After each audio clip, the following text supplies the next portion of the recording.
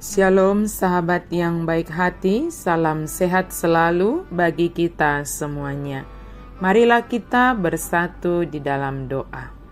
Allah Bapa dalam Yesus Kristus, kami sungguh bersyukur ya Tuhan atas segala kebaikan-Mu di dalam kehidupan kami.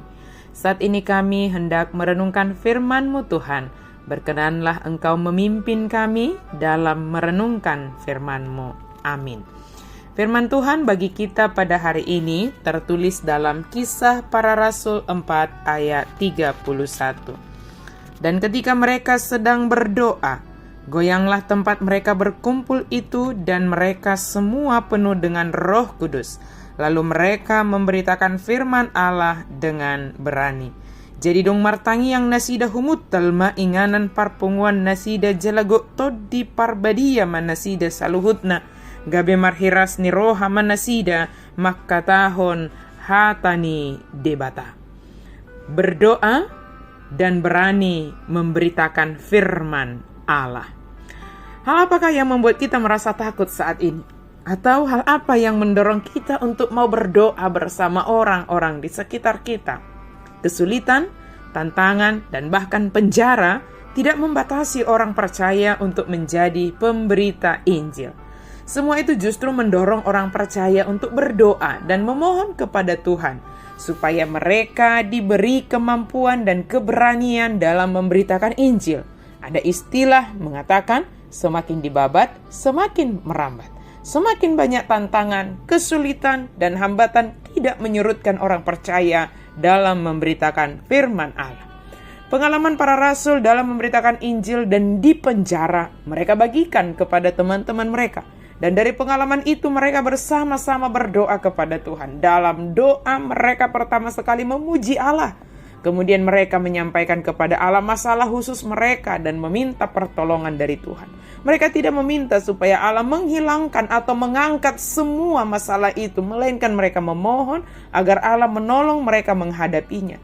Allah berdaulat atas segala peristiwa, mengatur sejarah untuk memenuhi tujuannya. Apa yang ditetapkan oleh kehendaknya, dilaksanakan oleh kuasanya.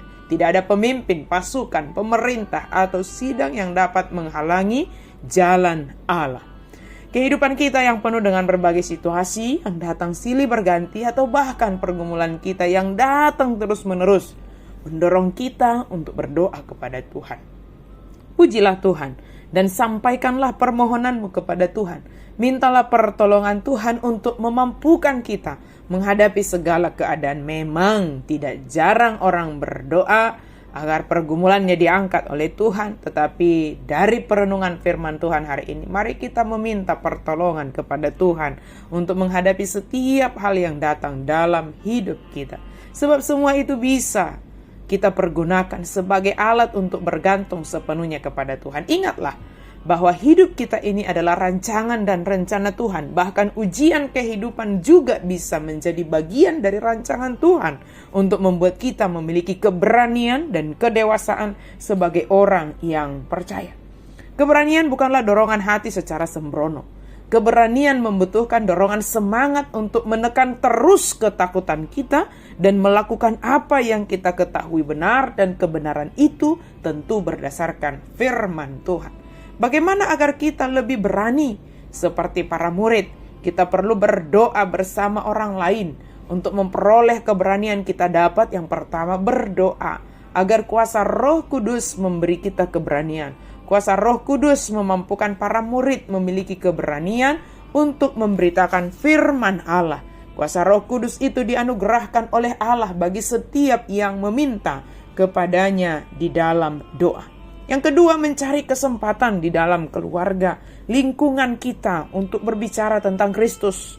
Sebab memberitakan firman Allah dimulai dari orang terdekat dengan kita, yaitu keluarga. Mari memulainya dengan berdoa dan nyata dalam tindakan melalui perbincangan kita tentang Yesus Kristus di tengah-tengah keluarga. Roh Kudus menolong kita untuk menyampaikan atau memberitakan apa yang hendak kita sampaikan menurut firman Tuhan. Yang ketiga, menyadari bahwa penolakan, ketidaknyamanan sosial, dan perasaan malu tidak perlu dianggap sebagai penganiayaan. Bisa saja kita mengalami itu semua, bahkan di tengah keluarga kita. Maka jangan menjadi patah semangat dan menganggap mereka tidak mendukung.